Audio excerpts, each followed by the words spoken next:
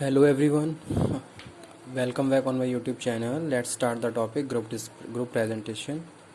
ठीक है, आज का जो टॉपिक है ग्रुप प्रेजेंटेशन है. आज हम पढ़ेंगे ग्रुप प्रेजेंटेशन क्या होता है, क्यों ये कंडक्ट किए जाते हैं, क्या इनकी प्लानिंग है और क्या इनके स्टेप होते हैं to follow the group presentation. ठीक है, जैसे यहाँ लिखा हुआ है डिज़ाइनिंग इफेक्टिव बिजनेस प्रेजेंटेशन. तो कौन कौन से ऐसे इफेक्टिव पॉइंट्स हैं जो हमें कंसीडर करने हैं during the presentation. Let's start the topic group presentation. अगर हम जनरली प्रेजेंटेशन की बात करते हैं तो प्रेजेंटेशन क्या है. Presentation is a way of communication to other one. ठीक है, the information which is very important, which is very respective to the business organisation, that information you have to convey in the form of presentation. Presentation is a way of communication. It is a face-to-face communication and a verbal communication between the presenter, a number of groups, if we are talking about the group presentation, and the audience. ठीक है, तो वो यहाँ पे हम बात कर रहे हैं. Group presentation are common in working world. ठीक है, in the today scenario, in the today business organisation, it is a we can say that it is a effective requirement of the business organization for conducting the meeting, for any other discussion, information related to business practices, information related to present current parties. ठीक है, whether it is talking about the internal party or external party, all these fact we have to consider, all these way we have to consider, and we have to communicate with the help of presentation. Presentation is a way to understand the audience in very effective way. ठीक है, presentation के जरिए हम अपनी जो भी हमारी जो इन्फॉर्मेशन है उसको बहुत इफेक्टिवली, बहुत एफिशिएंसी के साथ जो हमारे रिसीवर्स हैं उनको डिलीवर कर सकते हैं. ग्रुप प्रेजेंटेशन की अगर बात करें तो आज के टाइम में बहुत ज़्यादा कॉमन है ऑर्गेनाइजेशन में. ठीक है, बहुत सारे ऐसे डिस्कशन होते हैं जो हमें दूसरों को कम्युनिकेट करने हैं. हमारा क्या प्लान है, हमारा क्या प्रोसीजर है, कौन सी बिजनेस पॉलिसी हमें एक्वायर करनी है. अगर हम बात करें ऑर्गेनाइजेशन के स्ट्रेटेजी की, ठीक है, तो कौन सी स्ट्रेटेजी हमारे लिए सक्सेसफुल रहेगी, कौन सी स्ट्रेटेजी पे हमें काम करना चाहिए. तो कहीं ना कहीं इन सारी चीज़ों को फॉर्मुलेट या इम्प्लीमेंट करने से पहले हमें बहुत सारे लोगों के साथ डिस्कशन करना होता है. ठीक है, अब क्या है, अगर हम बात करें प्रेजेंटेशन की, तो प्रेजेंटेशन में हम क्या करते हैं, हम दूसरों से अपनी जो भी इंफॉर्मेशन है वो कम्युनिकेट करते हैं. ठीक है, जो भी हमारे जैसे सपोज हम बात करें किसी भी ऑर्गेनाइजेशन में डिसीजन मेकिंग की. अब हमें बहुत सारी प्लानिंग करनी है, बहुत सारे डिसीजंस लेने हैं, लेकिन वो सारी चीज़ें हम तभी प्रॉपरली डिसीजन लेंगे जब पहले हमने उन सारी चीज़ों का, उन सारे पॉइंट्स के लिए दूसरे जो भी हमारे जो ऑर्गेनाइजेशन में डिपार्टमेंट हेड की बात करें या अदर टॉप लेवल पे जो मैनेजमेंट उनकी बात करें, तो उनका कंसेंट हमने ले लिया है. तो वो सारी चीज़ें हम बात कर रहे हैं किसमें, ग्रुप प्रेजेंटेशन में. ठीक है, ग्रुप प्रेजेंटेशन में हम क्या कर रहे हैं, जो भी हमारी रेलिवेंट इन्फॉर्मेशन है उसको कम्युनिकेट कर रहे हैं दूसरों के साथ. टू सेल समथिंग और persuade people to follow a course of action that they may not be include towards. ठीक है, information people about idea or describe a business opportunity to gain support for some course of action. ठीक है, ये भी एक वे होता है, वे हो सकता है किसका, ग्रुप प्रेजेंटेशन का. जैसे सपोज एचआर टीम क्या कर रही है, कम्युनिकेट कर रही है. एचआर टीम एक प्रेजेंटेशन कंडक्ट कर रही है किसके लिए, अदर डिपार्टमेंट हेड्स के लिए, कि आज के टाइम में हमारे ऑर्गेनाइजेशन में क्या एम्प्लॉय है, किस टाइप के एम्प्लॉय हैं, फ्यूचर में किस टाइप के एम्प्लॉय की रिक्वायरमेंट होनी है. ठीक है, तो वो इस तरीके से बात करें, किस तरीके से वो उनका रिक्रूटमेंट सिलेक्शन प्रोसेस है, किस तरीके से वो प्रॉपरली ट्रेनिंग और डेवलपमेंट का पार्ट कंडक्ट करते हैं. ठीक है, अबाउट द रेम्यूनरेशन, कंपनसेशन. ठीक है, वो सारी चीज़ें वो प्रॉपरली कम्युनिकेट कर रहे हैं. तो वो भी एक वे हो सकता है किसका, ग्रुप प्रेजेंटेशन का.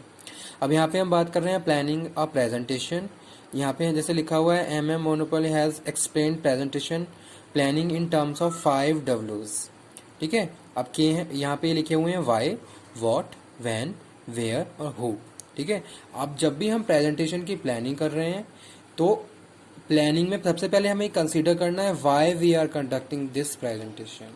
हमारे क्या ऑब्जेक्टिव हैं जिस वजह से हम ये प्रेजेंटेशन कर रहे हैं. तो आपको आपके ऑब्जेक्टिव्स क्लियर होने चाहिए. ठीक है, कि this is the reason, due to this reason you have to conduct a group presentation. ठीक है। प्रेजेंटेशन की अगर बात करें तो प्रेजेंटेशन इंडिविजुअल भी होता है और ग्रुप में भी होता है, ठीक है। लेकिन उससे पहले हमें ये जो 5 Ws हैं इनको प्रॉपरली कंसीडर करना है और माइंड में ये सारी चीज़ें मेकअप करके चलना है कि क्यों हम कर रहे हैं, व्हाट क्या करना है, ठीक है। अगर हमने ये डिसाइड कर लिया कि हाँ हमें ग्रुप प्रेजेंटेशन कंडक्ट करना है, वाई, हमें अपना वाई कंडक्ट क्लियर कर लिया, ठीक है। उसके बाद व्हाट, उसके बाद अब उसमें करना क्या है, क्या करेंगे, ठीक है। तो वो चीज़ें भी हमें प्रॉपरली क्लियर होनी चाहिए। जैसे सपोज आपका कोई स्पेसिफिक इशू है, उस इशू से रिलेटेड बहुत सारी इन्फॉर्मेशन आपको क्या करनी है, प्रेजेंटेशन में डिलीवर करनी होगी, ताकि जो भी आपके फैक्ट हैं वो आपकी ऑडियंस को क्लियर हो जाए। उसके बाद लिखा हुआ है व्हेन, कब करना है, वेयर और हु, और कौन कौन करेंगे। तो ये सारी चीज़ें हम बात कर रहे हैं प्लानिंग ऑफ प्रेजेंटेशन। उसके बाद यहाँ पे लिखा हुआ है designing effective business presentation, format of presentation. सबसे पहले आपको फॉर्मेट तैयार करना है, intro, main body, conclusion, question answer session. Generally एक वे होता है किसका, प्रेजेंटेशन का। पहले हम इंट्रो कर देते हैं, उसके बाद हम मेन बॉडी, जो भी हमारा जो मेन टॉपिक है उनमें जो मेन बॉडी है उसको वहाँ पे कम्युनिकेट करते हैं, ठीक है, about the fact of the information, वो सारी चीज़ें यहाँ पे आ जाती हैं। फिर उसके बाद कंक्लूड करना भी बहुत ज़रूरी है। अगर आप कोई भी टॉपिक डिस्कस कर रहे हो और उसको कंक्लूड नहीं कर रहे हो लास्ट में, तो कहीं ना कहीं उसकी जो एफिशिएंसी है वो कम हो जाती है, ठीक है। तो वो यहाँ पे हम बात कर रहे हैं। और उसके बाद लास्ट में है क्वेश्चन आंसर सेशन, यानी कि अगर ऑडियंस के साइड से कोई क्वेरी है तो immediately you have to sort out the queries of the audience, तभी आपके प्रेजेंटेशन का एक जो ऑब्जेक्टिव है या फिर जो इम्पॉर्टेंस है वहाँ पे बनी रहेगी, ठीक है। अगर आपने क्वेश्चन आंसर सेशन अच्छे से नहीं किया है तो कहीं ना कहीं डिससेटिस्फेक्शन रह जाता है ऑडियंस के माइंड में, ठीक है। तो वो चीज़ यहाँ पे हम बहुत प्रॉपरली, बहुत हेल्दी वे में हमें करनी होगी, तभी हम अपने जो भी हमारी ऑडियंस है उसको सेटिस्फाई कर सकते हैं। जैसे यहाँ पे लिखा हुआ है फॉर्मेट ऑफ प्रेजेंटेशन, एक ये फॉर्मेट तैयार करना है। उसके बाद है ऑडियंस रिसर्च, हमें ऑडियंस को एनालिसिस कर लेनी है कि किस टाइप की ऑडियंस के सामने हमें प्रेजेंटेशन देना है।